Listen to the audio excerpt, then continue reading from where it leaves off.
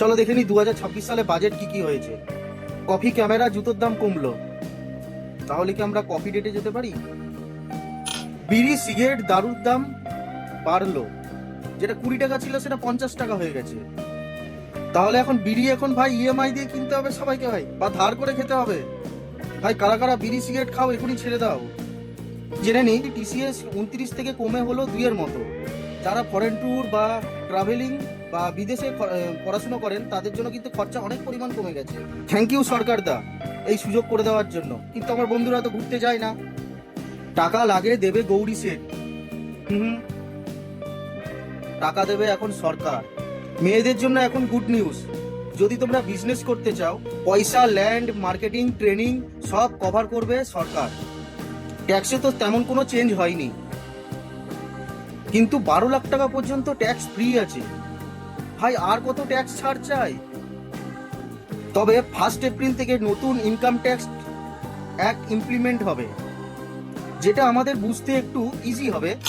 কিছু রেয়ার জিনিস costume duty সরিয়ে দেওয়া হয়েছে, যেমন ক্যান্সার মেডিসিন। এতে মেডিসিনের দাম অনেকটা কমে যাবে।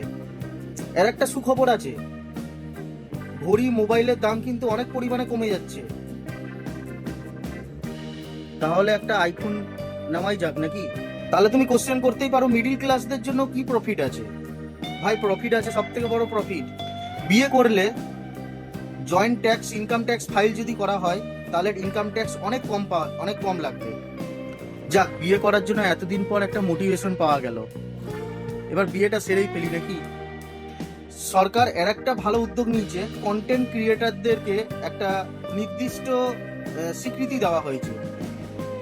যে সুখবরটা, বিভিন্ন স্কুল বা কলেজে ট্রেনিং দেওয়া হবে কন্টেন্ট ক্রিয়েটারদের জন্য। নতুন সুখবরটা কি, 15,000 স্কুলে আর 500 কলেজে কন্টেন্ট ক্রিয়েটার তৈরি করার জন্য তাদেরকে বেস্ট ট্রেনিং দেওয়া হবে। ভাবা যায়, সরকার আজকে কন্টেন্ট ক্রিয়েটারদের জন্য একটা নতুন সুযোগ এনে দিয়েছে, তাদেরকে স্বীকৃতি দিয়েছে। এটা আমাদের সবার জন্য খুবই ভালো একটা সুখবর, এবং সম্পূর্ণভাবে ট্রেনিং দেওয়া হবে।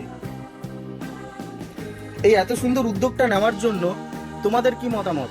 সরকার যে আমাদের কন্টেন্ট ক্রিয়েটারদের জন্য ল্যাব তৈরি করবে, তাদের সঠিক কোর্স বা সঠিক ট্রেনিংয়ের জন্য সিদ্ধান্ত নিয়েছে, একটা স্বীকৃতি দেওয়ার জন্য, তোমাদের কি মতামত সেটা কমেন্ট বক্সে জানিও।